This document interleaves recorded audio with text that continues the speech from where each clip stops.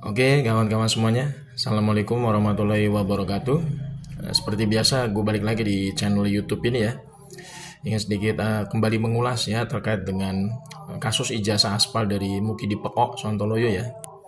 Ya memang ini sebenarnya terkait dengan kasus ijazah aspalnya Mukidi ini sebenarnya kalau misalkan kondisi hukum di negara kita ini berjalan dengan normal ya. Ini sebenarnya sudah bisa dipastikan bahwa Mukidi itu ijazahnya aspal ya berdasarkan vonis pengadilan.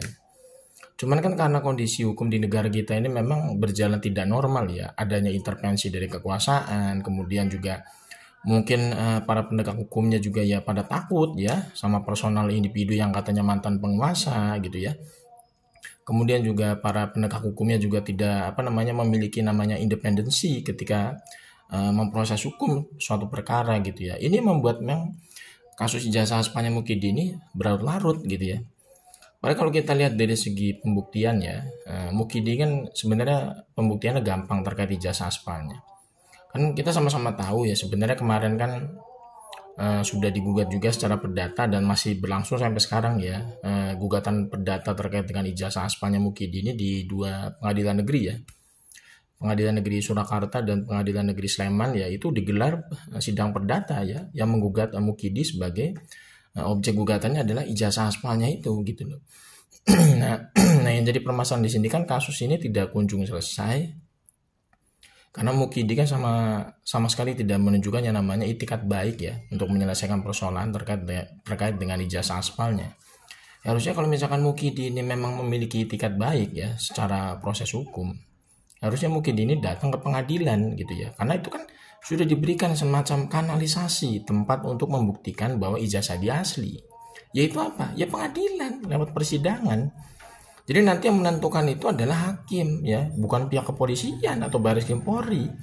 Jadi kalau yang menentukan ijazahnya mungkin itu asli atau aspal itu sebenarnya adalah pihak hakim ya, selaku istilahnya itu menjadi pengadil dalam lembaga peradilan kita yang terakhir gitu loh. Nah, tapi kan sama sekali Mukidi itu tidak pernah muncul, tidak pernah datang, tidak pernah nongol dalam proses hukum ya. Terutama kemarin sudah digelar yang namanya sidang mediasi ya beberapa kali di Pengadilan Negeri Sleman ya. Tapi tidak kunjung datang ya, Mukidinya nggak nongol, ijazah aslinya juga secara fisik nggak pernah muncul. Padahal sudah diperintahkan oleh pihak hakim ya bahwa ijazahnya Mukidi itu harus segera dimunculkan di persidangan sebagai bukti apa? Bukti bantahan bagi pihak penggugat gitu kan. Karena Dr. Muhammad Taufik itu kan mendalilkan ya sebagai pihak penggugat itu mendalilkan bahwa ijazahnya Mukidi itu dari SD sampai S1 itu aspal semua gitu kan. Berdasarkan apa? Ya berdasarkan berbagai macam analisis kajian seperti dari analisis Bang Rismon, kemudian juga dari penelusuran jurnalistik dari Bambang Tri ya. Itu kan semuanya menjadi objektif gitu kan karena sudah masuk ke peradilan gitu kan. Nah, pihak tergugat itu Mukidi itu harusnya memberikan bantahan sebagai pihak tergugat supaya nanti ada namanya check and balancing gitu ya ketika hakim nanti ingin memutuskan suatu perkara. Nah, kalau misalkan Mukidi ini memang tidak bisa menunjukkan ijazah aslinya secara fisik, kemudian juga Mukidi ini seolah-olah itu merendahkan ya yang namanya proses hukum dalam peradilan karena Mukidi ini beberapa kali mangkir ya, nggak pernah nongol dalam persidangan. Ini sebenarnya sudah bisa diputuskan sebenarnya kalau misalkan hukum di negara kita ini berjalan normal gitu ya. Ini sudah bisa diputuskan bahwa Mukidi itu ijazahnya aspal. Karena tidak pernah muncul yang namanya ijazah asli secara fisik di ruang persidangan gitu kan. Sebagai tempat terakhir untuk memutuskan bahwa Mukidi itu ya ijazahnya aspal atau asli gitu kan. Kalau ijazah aslinya nggak pernah muncul di persidangan ya udah pastilah. Harusnya itu hakim itu punya ketegasan ya memutuskan perkara ini ya sudah putuskan saja. Mungkin itu ijazahnya aspal gitu loh. Berdasarkan apa? Berdasarkan putusan dari sidang perdata ya dan pihak penggugat itu dalilnya semuanya diterima gitu loh. Dan pihak tergugat itu nggak ada bantahan gitu kan ya karena tidak bisa menghadirkan ijazah aslinya secara fisik di persidangan. Dan ini kan sebenarnya mudah sekali sebenarnya. Cuman karena kita memang hukum kita ini di negara kita ini sangat ironis dan miris ya. Kita juga ngelihat hukum di negara kita ini kok tidak memiliki yang namanya independensi sepenuhnya gitu ya untuk menegakkan keadilan. Jadi hukum di negara kita ini masih bisa diintervensi oleh kekuasaan ya, masih tunduk sama orang perorangan gitu ya. Bahkan seolah-olah itu kayak lembaga penegak hukum kita itu seolah ya aparat-aparat penegak hukumnya itu takut sama mantan penguasa gitu loh. Padahal kalau jelas-jelas di situ memang ditemukannya namanya tindak pidana kejahatan, ya harusnya diproses hukum sebagaimana warga negara biasa. Apalagi Mukidi ini kan adalah seorang warga negara biasa sekarang ya, bukan lagi presiden, bukan lagi penguasa, ya kan.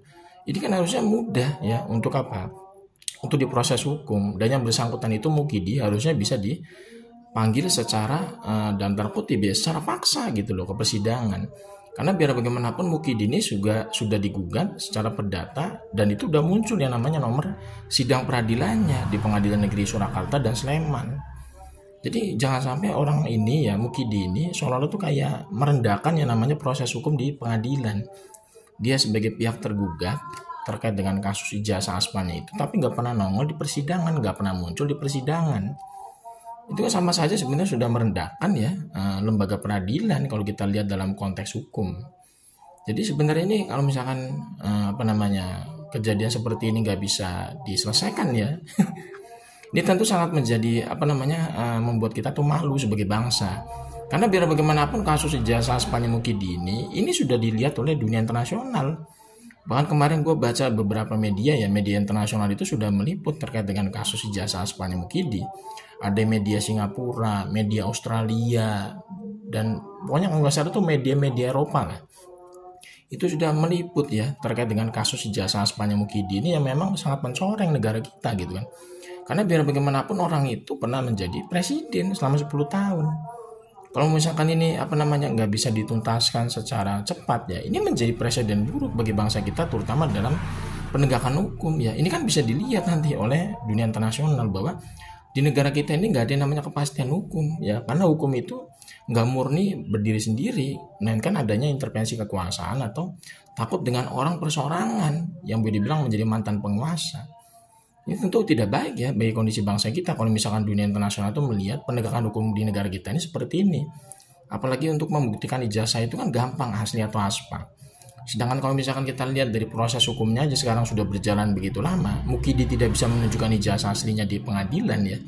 Kan sudah digugat secara perdata di Pengadilan Negeri Sleman dan Pengadilan Negeri Surakarta. Itu harusnya hakimnya itu udah bisa memutuskan ya bahwa Mukidi itu ijazahnya aspal. Karena ijazah aslinya itu sudah berapa kali diminta oleh hakim untuk dibawa ke persidangan, itu nggak pernah muncul ijazah aslinya secara fisik.